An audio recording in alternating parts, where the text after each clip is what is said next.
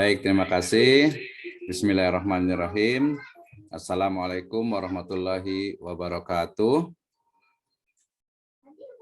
Alhamdulillahirabbil alamin. Wassalatu wassalamu ala asrofil anbiya'i wal mursalin habibana wa nabiyyana Muhammadin sallallahu alaihi wasallam wa ala alihi wa ashabihi wa man tabi'ahum bi ihsanin ila yaumiddin wa ba'd. Qala Allah ta'ala fi kitabihil karim. A'udzu billahi minasyaitonir rajim. Bismillahirrahmanirrahim. Walau anna ahlal qura amanu wattaqau lafatahna alaihim barakatim minas sama'i wal ard walakin kazzabu fa akhadnahum bima kanu yaksibun. Wa qala Rasulullah sallallahu alaihi wasallam fi riwayatin rawahu Ahmad, innallaha tabaraka wa ta'ala yabtali abdahu bima a'tahu faman radiya bima qasamallahu lahu barakallahu lahu fihi wa wassa'ahu wa man lam yarda lam yubarik lahu wa lam yazidahu ala ma kutiba lahu. Rawahu Ahmad wal Baihaqi. Amma ba'd fa inna asdaqal hadits kitabullah wa khairal huda Nabi sallallahu alaihi wasallam. Alhamdulillah, syukur kepada Allah Subhanahu wa taala yang telah memberikan kepada kita kenikmatan iman, Islam dan juga ihsan. Kemudian salawat dan salam sama-sama kita panjatkan kepada junjungan alam habibana wa nabiyyana Muhammadin sallallahu alaihi wasallam, kepada seluruh ahlul baitnya, para sahabatnya, serta orang-orang yang senantiasa mengikuti jejak sunnahnya hingga akhir zaman. Pertama, saya ucapkan terima kasih kepada Syariah Community, khususnya foundernya Ustadz Khalifur Rahman, atas waktu dan kesempatannya kita bisa sharing di program Kurma, Kuliah Umum Revitalisasi Iman dan Takwa di bulan Ramadan 1444 Hijriah, ya, tahun 2003. Jazakallahu khairal jaza. Terima kasih atas waktu dan kesempatannya. Mudah-mudahan Allah Subhanahu wa taala memberikan ganjaran pahala ujroh yang lebih baik. Amin ya robbal alamin. Pada kesempatan kali ini saya diberikan amanah untuk membahas terkait dengan meraih berkah dengan ekonomi syariah, khususnya di bulan berkah Ramadan tahun ini. Baik, saya awali dengan firman Allah Subhanahu wa taala, ya, dalam surah Al-A'raf ayat ke-96, ya. Ini memiliki korelasi yang kuat sekali dengan surah Al-Baqarah ayat ke-185, ya, di mana Allah Subhanahu wa taala berfirman, a'udzubillahi minasyaitonirrajim, ya ayyuhalladzina amanu kutiba alaikumusiyam kama kutiba alal ladzina min qablikum la'allakum tattaqun, ya. Jadi diwajibkannya kita saum atau berpuasa itu adalah la'allakum tattaqun, ya, agar kita itu bertakwa. Dan kemudian ternyata takwa ini, ya, yang saya memahaminya sebagai optimalisasi, ya, iman dan takwa ataupun mengoptimalkan seluruh potensi jiwa dan raga kita untuk mendapatkan ridho dari Allah Azza wa Jalla. Nah, ternyata apabila kita bertakwa, kita akan menemukan, ya, berbagai kemudahan, termasuk tema kali ini yaitu tentang apa?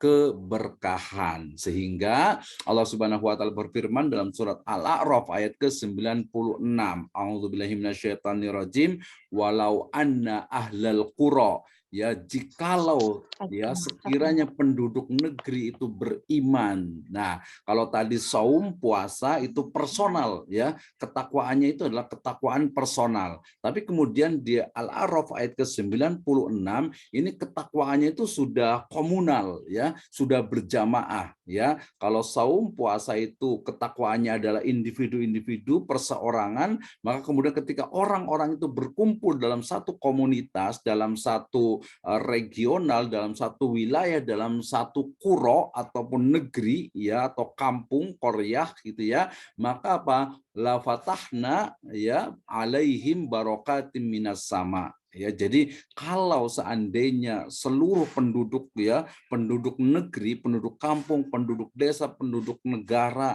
itu mereka bertakwa, maka la fatahna alaihim barakatim minas sama'i wal ard. Maka Allah Subhanahu wa taala akan membukakan kepada mereka itu apa? Barokah.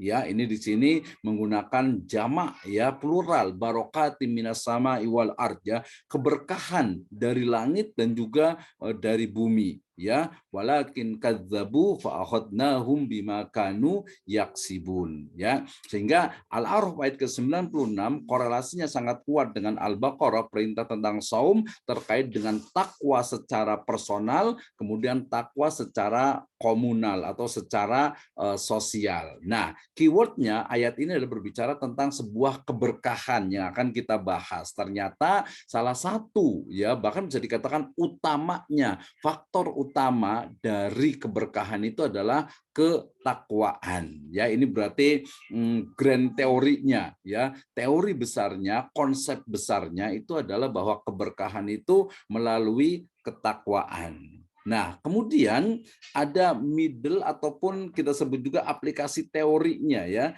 Teori selanjutnya, kalau tadi sangat apa ya, sangat teoritis, ini praktisnya, di mana Nabi SAW bersabda, hadis riwayat Ahmad, innallaha tabaraka wa ta'ala yabtali abdahu bima a'tahu ya. Sesungguhnya Allah Subhanahu wa taala yang maha luas karunia-Nya lagi maha tinggi akan menguji setiap hamba ya dengan rizki yang telah diberikan kepadanya ya.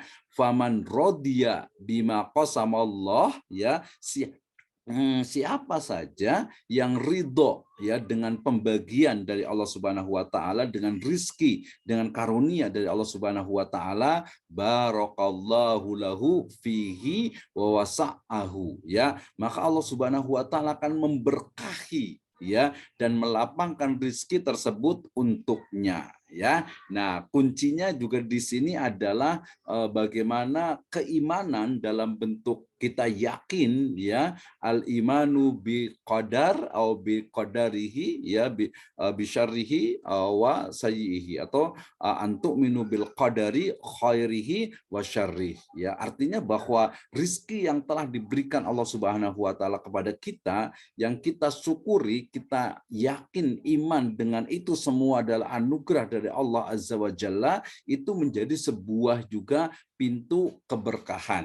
Ya, nanti riwayat yang lainnya lebih teknis lagi terkait dengan salasun fihinal barokah. Ada 3 hal ya yang menjadi sebab keberkahan. Ya, nanti ada al-bai ila ajal ya, kemudian khaltul syair bilbur, kemudian juga al-muqaradah. Nah, kita akan bahas itu karena topik kita adalah terkait dengan meraih berkah dengan ekonomi syariah. Nah, berarti sebelum kita bicara lebih jauh tentang meraih berkah dalam ekonomi syariah, kita harus paham dulu nih ya, apa sebenarnya yang dimaksud dengan keberkahan. Naam, fi lughatil arabiyyah al barakatu bimakna annama'u waziyadah. Jadi yang disebut dengan berkah, keberkahan, barokah ya, itu adalah annama ya, tetapnya atau tumbuhnya sesuatu ya, tetap dan bertambah, ziyadah ya. Jadi dia selalu ada ya, konsisten ada, dan juga dia terus bertambah ya. Seperti misalnya kita memiliki apa ya, semacam kalau zaman dulu tuh memiliki kambing atau ayam gitu ya, maka kambing atau ayam itu dia akan beranak pinak gitu ya, akan bertambah bertambah bertambah, itu adalah keberkahan. Kita memiliki misalnya deposito syariah misalnya, dia akan terus bertambah dengan bagi hasilnya. Nah, itu adalah sebuah keberkahan. Rizki kita ya, yang kita tidak tahu ternyata tetap ada, kemudian juga bertambah bertambah bertambah ya. Nah, nanti kita masuk juga salah satu dari perkara ajaba amrul muslim. Oke, ini yang pertama. Berarti secara etimologi, secara bahasa, keberkahan itu adalah annama'u waziyadah, tetap tumbuh dan bertambah gitu ya. Kemudian Ar-Raghib Al-Asfahani beliau mengatakan bahwa al-barakatu hiya subutul khairil ilahi fi syai'i, ya, bahwasanya keberkahan itu adalah tetapnya kebaikan ilahi pada sesuatu. Ya, artinya alhamdulillah kita diberikan pasangan yang mungkin solehah gitu ya, yang soleh gitu ya. Kalau zauja misalnya gitu ya, maka itu adalah sebuah keberkahan.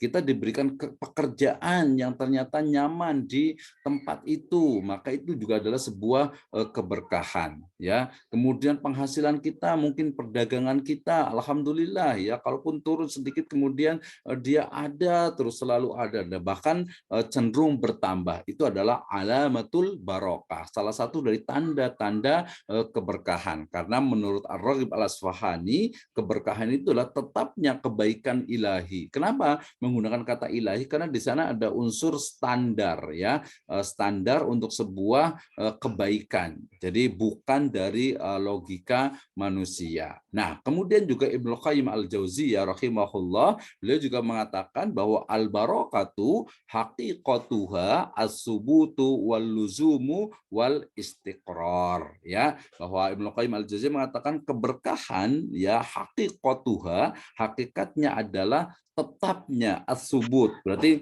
tetapnya sesuatu kebaikan ya, al-luzum langgengnya kebaikan, dan juga istiqrar ya, jadi berlipat gandanya, bertambahnya kebaikan tersebut. Nah, itu adalah makna keberkahan. Jadi al-barakatu, barokah, kalau dalam bahasa Indonesia biasanya karunia dari Rob, dari Tuhan yang mendatangkan kebaikan bagi manusia. Ya, secara terminologi itu adalah ziyadatul khair ya. Jadi bertambahnya kebaikan yang banyak ya, yang melimpah, mencakup berkah-berkah material dan juga spiritual ya, termasuk juga keamanan, ketenangan, kesehatan, anak ya, kemudian usia, dan yang segala sesuatu yang memang ada pada diri kita dan kehidupan kita ya. Ini adalah makna keberkahan. Nah, ternyata ya, tadi di dalam Al-Qur'an banyak sekali ayat yang berbicara tentang keberkahan. Tadi Al-A'raf ayat ke-96 itu adalah grand teori atau teori besar atau faktor utama dari keberkahan, yaitu ketakwaan ya. Kemudian ya lebih spesifik lagi, yaitu keimanan kita kepada qada dan juga qadar Allah Subhanahu wa taala ya, menerima, kemudian juga bahkan bersyukur ya, itu menjadi juga middle teori dari sebuah keberkahan. Oh, ternyata takwa, kemudian takwa itu ada iman dengan qada dan qadar, dan yang implementatif teori ataupun application teorinya itu adalah 3 diantaranya itu adalah al-bai' ila ajal ya, jual beli dengan tangguh. Ini menarik sekali sebenarnya ketika dibahas gitu ya. Apakah jual beli secara tangguh ini kan sama juga dengan kredit gitu ya. Oh, ternyata kredit itu mengandung unsur keberkahan. Nah, tentu saja kalau kita analisis lebih mendalam riwayat ini, dia berbicara tentang apa? Tentang ya seseorang yang kemudian menjual kepada orang lain, pihak lain menjual kepada pembeli, tetapi kemudian pembeli itu tidak memiliki uang yang cukup. Maka kemudian ia mengatakan, silahkan barangnya diambil dulu, kemudian nanti bayarnya boleh belakangan, boleh dicicil. Nah, itu adalah makna dari al-bai' ila ajal. Jadi spiritnya ya, keywordnya, kuncinya itu adalah sebenarnya memberikan kemudahan kepada orang lain ketika orang lain itu membutuhkan atau memerlukan barang atau jasa tetapi tidak memiliki uang. Ya, karena nanti kalau perspektifnya adalah pembeli, wah berarti ngutang berkah dong, saya ngutang banyak-banyak. Nah, tidak seperti itu pemahamannya. Karena kalau ngutang ya, walaupun utang itu boleh dalam Islam, tetapi kalau tidak mampu untuk membayar itu sangat berbahaya. Bahkan Nabi SAW pernah tidak mau menyolatkan orang yang masih memiliki utang ya, karena dain ya, utang itu adalah salah satu yang menjadi tanggung jawab yang cukup berat. Sehingga ya perspektif hadis ini adalah tentang orang yang menjual tapi kemudian pembeli itu tidak memiliki uang atau uangnya kurang, maka memudahkan kepada pembeli agar memiliki barang atau jasa dengan uang yang ada, baru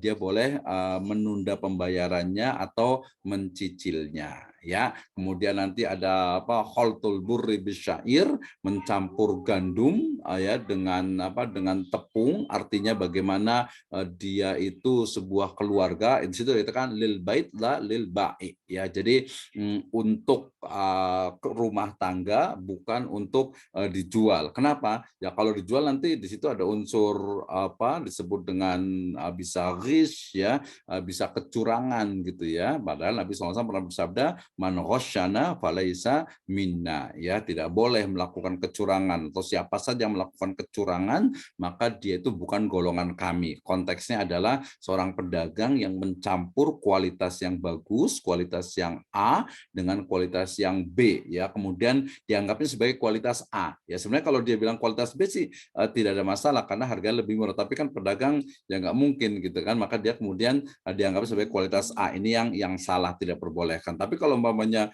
dia menjual kualitas B tapi di sana ada kualitas A, yaitu justru ya bagus gitu ya, karena harganya itu yang tidak ada unsur pembohongan di sana. Nah, itu tadi mencampur. Nah, konteksnya juga dalam rumah tangga itu adalah kesederhanaan. Ya, misalnya begini, orang mungkin makan beras ya yang dimasak tentu saja ya, nasi dari beras Cianjur gitu ya kan, enak gitu ya. Nah, tapi ada juga nih orang lain yang dia makannya berasnya itu yang dimasak menjadi nasi itu hanya misalnya Karawang misalnya. Ini general ya. Jadi Karawang itu kurang bagus, beras Karawang itu kualitasnya kurang, kemudian beras Cianjur itu bagus. Nah, yang salah satu keberkahannya itu adalah ketika mencampur antara beras Karawang dengan beras Cianjur, kemudian kita masak untuk sendiri ya, bukan untuk dijual. Kalau dijual bilang oh ini Cianjur, oh, itu kebohongan, itu kecurangan, tidak boleh di dalam Islam. Nah, dari sini kemudian kita tahu ternyata keberkahan itu banyak sekali pintu-pintunya, mulai dari ketakwaan, kemudian keimanan kepada qada dan qadar, dan pada kesempatan kali ini kita akan melihat bagaimana keberkahan dari konteks aktivitas ekonomi, bisnis, dan juga keuangan syariah.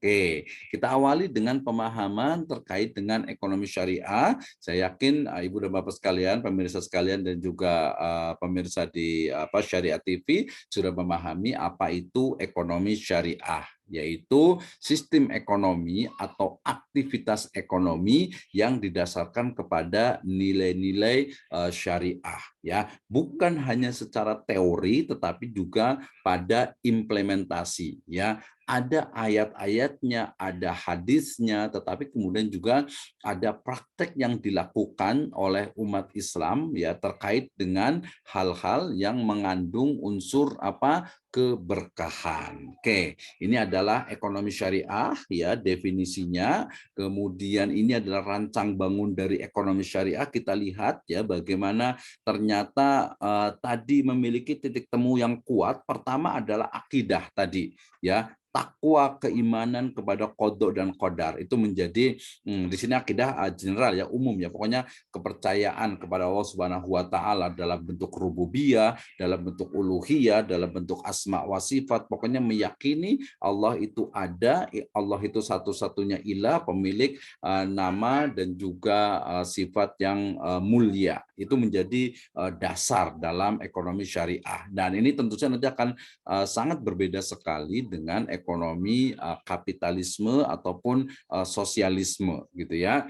Kemudian dari akidah ini, dari keyakinan ini muncullah syariah atau aturan ya, di mana aturan terkait dengan muamalah, interaksi antara manusia dengan manusia yang lainnya, dengan hewan, kemudian dengan tumbuhan, dengan semesta, itu diatur dalam konteks syariah. Secara lebih spesifiknya adalah muamalah. adalah ya, ada muamalah al-maliyah itu yang disebut dengan Islamic economic ya, atau iqtisad al-islami atau ekonomi syariah. Nah, dalam ekonomi syariah dia juga ada yang disebut dengan unsur-unsur yang terbangun di atasnya, yaitu al-adl, keadilan.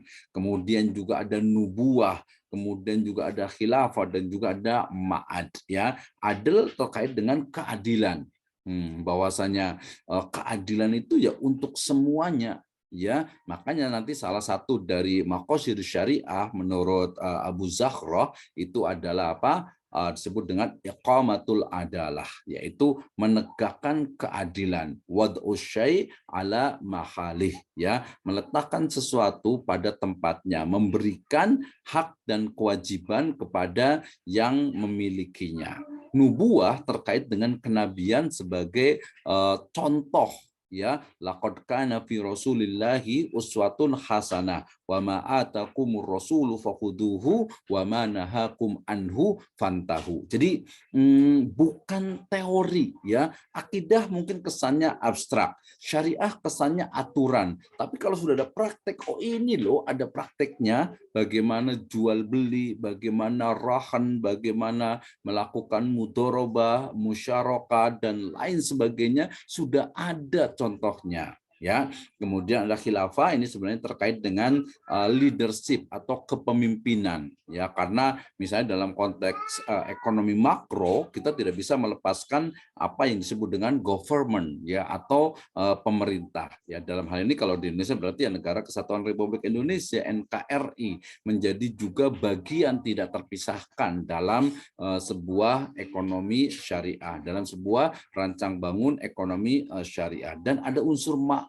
atau tempat kembali, ya, di mana seluruh aktivitas ekonomi itu ya nanti ujungnya adalah apa? Inna lillahi wa inna ilaihi roji'un. Wah, ini kalau ngomong inna lillahi, kalau kesannya ya, kalau di Indonesia ini jadi ada yang meninggal, padahal inna lillahi, ya, sesungguhnya kita itu lillah, milik Allah Subhanahu wa taala, wa inna, dan sesungguhnya kita itu ya ilaihi rojiun, kepadanya, kepada Allah Subhanahu wa taala akan kembali. Nah, konteks inna lillahi wa inna ilaihi rojiun, saya pernah buat sebuah video The Power of Inna Lillah gitu ya, itu akan menjadikan seorang pelaku ekonomi, bisnis, keuangan, termasuk kita sebagai muslim itu hidupnya itu lebih terarah. Ya, jadi kita sudah tahu tujuan hidupnya itu mau kemana. Ya, jadi kalau ada orang yang mungkin ya tujuan hidupnya hanya duit, duit, duit, cuan, cuan, cuan gitu ya, money, money, money, itu seperti itu, wah itu berarti sudah berbeda nih dengan rancang bangun dari ekonomi syariah. Nah, di sini kemudian ada pilar-pilar gitu ya yang menjadi dasar bagi ekonomi syariah, mulai dari multiple ownership, ya, di mana kepemilikan itu bukan hanya milik perseorangan, bukan juga hanya milik negara, tetapi ada juga yang milik bersama. Nanti kalau kita belajar tentang nadhariyatul milkiyah fil Islam, kalau kita belajar tentang teori kepemilikan dalam Islam, kita mengenal minimal itu ada 3 milkiyah atau kepemilikan. Yang pertama adalah milkiyatul fardiyah, kepemilikan individual gitu ya, misalnya handphone saya, ini punya saya pribadi gitu, bukan punya orang lain. Tapi nanti ada juga yang disebut dengan apa? Milkiyatul ammah, kepemilikan umum, misalnya jalan raya, jembatan, taman gitu ya. Itu adalah kepemilikan umum. Nanti ada juga penanggung jawabnya adalah milkiyatul daulah gitu ya, kepemilikan dari negara gitu ya. Nah, nanti ada juga milkiyatul jamaah, milik dari ya komunitas tertentu gitu ya, komunitas tertentu. Jadi dia prinsipnya atau pilarnya adalah multiple ownership. Kemudian freedom to act, ya, bagaimana hurriyah atau kebebasan dalam Islam untuk melakukan berbagai aktivitas ekonomi, bisnis, keuangan, dan yang lainnya. Ya, tentu saja nanti kebebasannya itu ada batasan dari hak orang lain gitu ya. Ini maksudnya dalam konteks ekonomi sebenarnya adalah lebih kepada ketika kapitalisme dengan liberalismenya dia memberikan kebebasan tanpa adanya batasan. gitu ya. Sementara nanti sosialisme dengan komunisme dia membatasi kepemilikan individual sehingga kemudian kepemilikan menjadi mutlak milik dari government atau milik dari pemerintahan. Ya, ini juga seperti masyarakat jadi seperti robot gitu ya, dan juga kepemilikannya dibatasi. Nah, pilar berikutnya ada juga social acts ya, di mana ada aksi sosial, ada unsur-unsur sosial. Makanya dalam Islam itu nanti disebut dengan lebih tepatnya sebenarnya Islamic Social Finance atau sistem keuangan sosial Islam. Nanti ada yang menyebutnya dengan Islamic Philanthropy gitu ya. Tapi kalau Islamic Philanthropy itu sebenarnya lebih ke wakaf sebenarnya. Kalau zakat dia bukan filantropi. Kenapa? Karena zakat itu kewajiban. Ya, jadi dia bukan hanya, tapi ya kalau ada yang mengatakan ya silakan saja lah Islamic Philanthropy. Tapi yang lebih tren sekarang itu adalah Islamic Social Finance. Nah, nanti di ujung dari rancang bangun ekonomi syariah, payung utamanya atau atapnya itu adalah nanti ada akhlak, kemudian nanti juga ada falah fid dunya wal akhirah. Nah, berarti kita belajar tentang ekonomi syariah ini ya. Jadi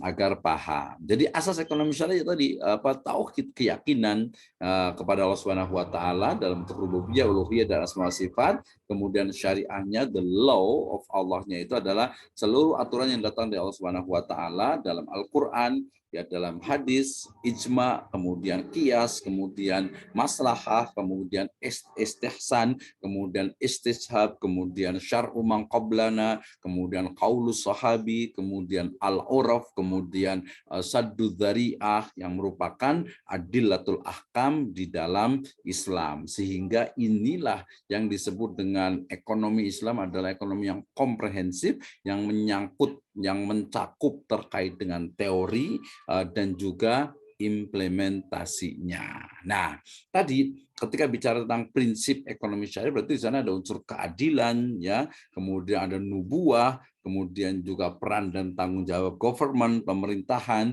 kemudian juga ma'ad, ekonomi yang berorientasi kepada akhirat. Oke, ini prinsipnya. Kemudian pilarnya tadi ada multiple ownership ya, kemudian freedom to act ya, kemudian social justice. Ya, jadi ada keseimbangan dan pemerataan kesejahteraan. Ini implementasi dari firman Allah Subhanahu wa taala dalam surat Al-Hasr ayat ke-7 di mana Allah Subhanahu wa taala berfirman, a'udzubillahi minasyaitonirrajim, kaila yakuna dulatan bainal aghniya'i minkum wa ma atakumur rasulu fakhuduhu wa ma nahakum anhu fantahu. Ya, jadi agar harta itu tidak hanya beredar pada kalangan orang kaya saja. Teori-teori ekonomi modern menyebutkan bahwa uang itu ya semakin cepat perputarannya itu semakin menunjukkan kemajuan dari sebuah negara.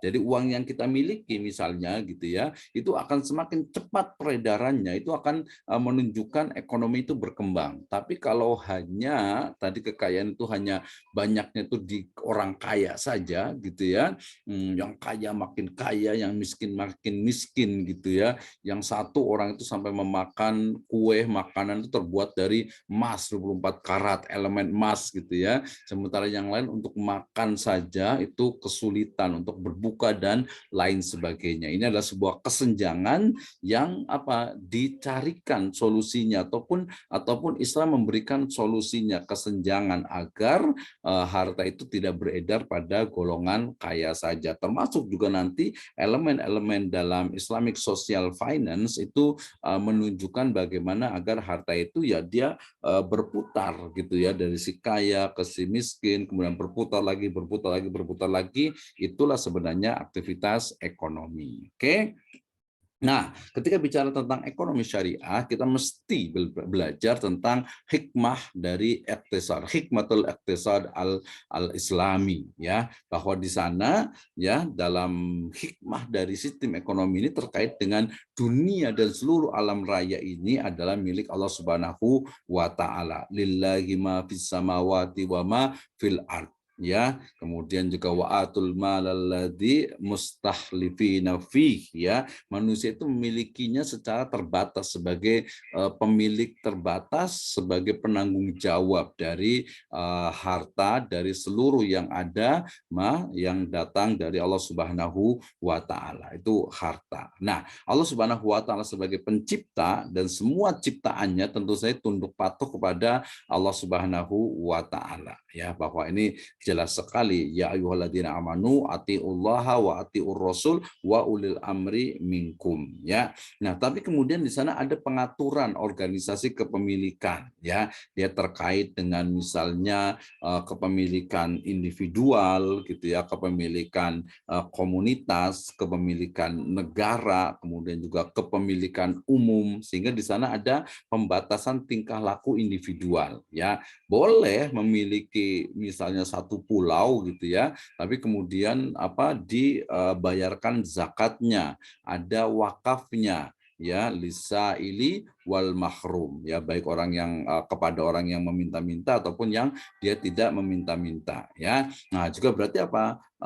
Norma tingkah laku dari pelaku ekonomi ini sangat diperhatikan, sehingga kadang orang yang mungkin belum mendalami ekonomi syariah dia akan mengatakan bahwa oh, ekonomi syariah itu cuma ekonomi etika, ya, etik ekonomi, ya, atau etika ekonomi yang hanya beretika, tidak ada unsur teorinya, tidak ada unsur praktek atau mungkin hukumnya. Ini tidak tepat sekali. Kenapa? Karena tadi bahwa secara teori sudah sangat jelas, ya, kemudian secara implementasi juga dilakukan oleh Nabi dan para sahabat dan umat-umat setelahnya. Tujuannya juga iman kepada hari kiamat yang akan memengaruhi semua tingkah laku ekonomi, bisnis, dan keuangan. Nah, ini yang harus kita perhatikan. Sekarang kita tadi bicara tentang karakteristik dari ekonomi syariah. Tadi tujuannya adalah falah, ya, kesejahteraan di dunia dan di akhirat. Values-nya adalah keadilan, kemudian juga government, dan juga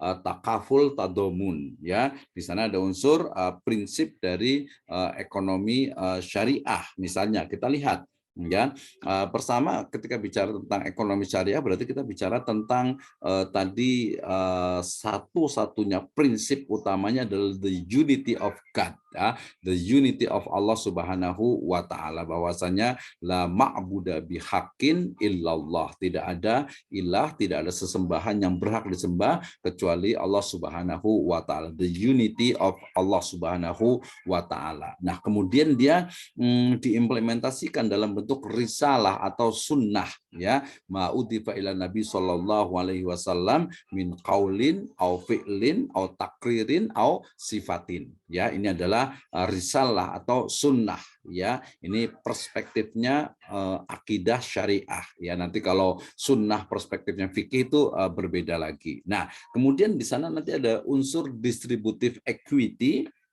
Kemudian juga ada entitlement, ya. Nah, kemudian nanti berurutan, ya, nanti berbagai teknis, berbagai implementasi dalam bentuk mudorobah, ya, profit sharingnya, kemudian nanti ada unsur juga musyarakahnya, kemudian di sana ada harus interest free, ya, harus riba free, ya, tidak boleh ada unsur maisir, gharar, riba, ghis, kemudian juga ada najas, ada batil, ada iqra, ada ikhtikar, dan al-uqud al-muharramat lainnya di dalam Islam. Nah, jangan lupa di sana ada juga tadi Islamic Social Finance, ada zakat, infak, sodakoh, wakaf, gitu ya, termasuk juga doriba atau wealth tax, ya. Ada nanti pembahasan khusus nih terkait dengan tax atau doriba atau juga kharaj atau juga pajak di dalam Islam itu sendiri, gitu ya. Nah, ini sistemnya nih. Kalau Islam itu berarti dia saya sebut tadi dengan dia juga sistem, dia juga ada etika, dia juga ada moral, tapi dia juga ada prakteknya. Sehingga nilai ekonomi Islamnya itu dia ada prinsipnya, akidah dan juga akhlak, ada instrumen dalam ekonomi Islamnya, dan disitulah secara full, ya, secara holistik, secara menyeluruh, secara kesemuanya tercakup itu sistem ekonomi syariah. Nah, tentu saya tadi saya sudah sebutkan ya sumbernya adalah terkait dengan Al-Qur'an, hadis, kemudian juga fikih Islamnya itu adilatul ahkamnya itu ada ijtihad, ada ijma, ada qiyas, termasuk juga fatwa. Kalau di Indonesia misalnya ada fatwa DSN MUI ya, kemudian kalau di misalnya di Saudi itu ada di sana itu apa Lajnah Daimah, ada Majma' Fiqh Al-Islami di negara yang lainnya, dan termasuk juga di sana ada maslahah dan juga al-urf atau kebiasaan yang baik yang ada di dalam Islam. Jadi bukan berarti kemudian ekonomi Islam berarti ekonomi yang Arab gitu, tidak gitu ya. Kenapa? Karena al-adatul muhkamah dalam qawaid al-fiqhiyah yang kelima, bahwasanya kebiasaan di masyarakat yang itu baik ya, dan juga mara'ahu muslimuna hasanan fahuwa indallahi hasan, itu juga menjadi sebuah hal yang diperkenankan di dalam Islam. Misalnya kalau di masyarakat kita ini ada jual beli borongan misalnya gitu ya, atau mungkin yang agak sedikit kontroversi jual beli ijon misalnya gitu ya, termasuk yang kita gunakan saat ini misalnya uang kertas gitu ya, fiat money ya, kemudian ke depan itu ada digital money gitu ya. Kemudian sekarang ada saya mau beli akun misalnya Zoom, ini kan nggak ada. Oh, tiap hari kita beli data pulsa, itu kan nggak ada, nggak kelihatan gitu ya. Padahal merujuk kepada makna dari al-mal ya, bahwa kullu syai'in lahu qimatin. Ya kalau ada nilainya, ada manfaatnya, kemudian dianggap manusia itu harta, maka itu bisa menjadi jual beli. Sehingga dalam satu artikel saya menyebut tentang virtual property misalnya, kepemilikan virtual itu bisa menjadi sebuah objek yang kita jual belikan. Misalnya yang di ujung ini ada gambar GIF ini ya, ya kita sebut dengan animasi. Ini kita bisa jual walaupun nggak ada gitu. Tapi ini kita bisa jual, dan itu menjadi sebuah kepemilikan personal, individual, milkiyatul fardiyah yang bisa untuk dijual belikan ya. Sehingga digital ekonomi gitu, ekonomi digital itu juga akan terus berkembang, dan ini kita juga harus hati-hati ya, jangan sampai tadi ya kita sudah amal tapi kita belum memiliki ilmu gitu ya. Padahal Imam Al-Bukhari selalu mengatakan, beliau mengatakan al ilmu qoblal qaul wal amal gitu ya. Kemudian juga ad-dakwah awil kitabah gitu ya, mungkin juga khitabah ya, ba'da al-ilm ya wal qaul, amal juga gitu ya. Nah, ini juga menjadi sebuah dasar yang penting sekali kita pelajari. Tadi ayat Al-Qur'annya, ini hadis terkait dengan buyuk. Ini udah dari dulu sudah ada kitabul buyuk, kitabut tijarah, kitabul buyuk wal ijarah, al buyuk, ijarah, musaqat ya, dan lain sebagainya, itu sudah banyak di kitab-kitab hadis ya. Jadi sudah sangat banyak sekali, dan tugas kita saat ini adalah ya mungkin bahasanya bisa reaktualisasi atau mungkin juga rethinking gitu ya. Tadi misalnya uang. Uang itu dengan digital money itu, atau mungkin tadi virtual property gitu ya, itu menjadi satu hal yang ya harus kita ketahui sekarang gitu ya. Jangan sampai ini kan belum ada di Al-Qur'an, belum ada di hadis, jadi boleh. Ya tidak seperti itu. Ya misalnya ada program pay later, kemudian juga mungkin ada program misalnya ada salah satu aplikasi yang membayar kita ketika melihat video gitu ya. Termasuk juga sekarang tren influencer dan juga konten kreator, itu juga perlu hati-hati gitu ya. Saya menulis cukup banyak dan juga membuat beberapa video pendek terkait dengan jangan sampai ya mentang-mentang kreatif gitu, kemudian kreativitasnya itu justru tidak sesuai dengan nilai-nilai syariah. Dan kita lihat ya cukup banyak sekali tuh ya seperti itu ya. Nah, ini bedanya nih, kalau mungkin yang belum tahu, ekonomi kapitalis, Islam dan sosialisme. Kalau kapitalisme itu adalah materialisme, kita tahu Karl Marx ya, dengan bagaimana das kapitalnya, kemudian kalau sosialis itu dengan dialektikanya ya, seolah-olah itu sama rasa, sama rata, sama-sama gitu ya.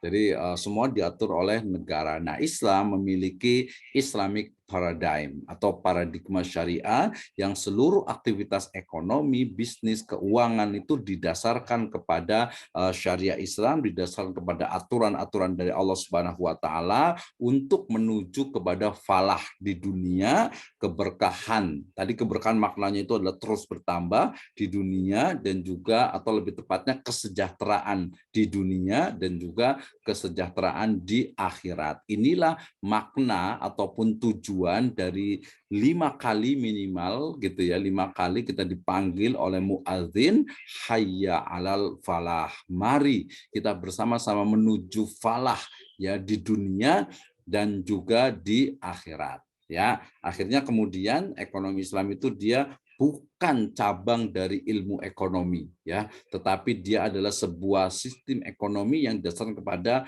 wahyu Allah Subhanahu wa taala. Nah, berarti ya ekonomi Islam itu dia universal, Al-Anbiya 107 ya, wa ma arsalnaka illa rahmatan lil alamin ya, ini ayatnya ya. Kemudian An-Nahl ayat ke-89 bicara tentang bagaimana komprehensifnya ya syariah Islam ini termasuk ekonominya, wa nazzalna 'alaikal kitaba tibyanan likulli syai'in ya. Kemudian dia juga bersifat pasti maslahah. Saya mengatakan pasti karena syariat Allah itu adalah pasti ya. Afatu'minuna bi ba'dil kitabi wa takfuruna bi ba'd. Ya, jadi jangan sampai kita kita terima akidahnya, kita terima syariahnya, tapi kita tolak politiknya, kita tolak ekonominya. Tidak boleh seperti itu. Ya ayyuhalladzina amanu udkhulu fisilmi kafah. Nah, meraih berkah dengan ekonomi syariah berarti kita awali dengan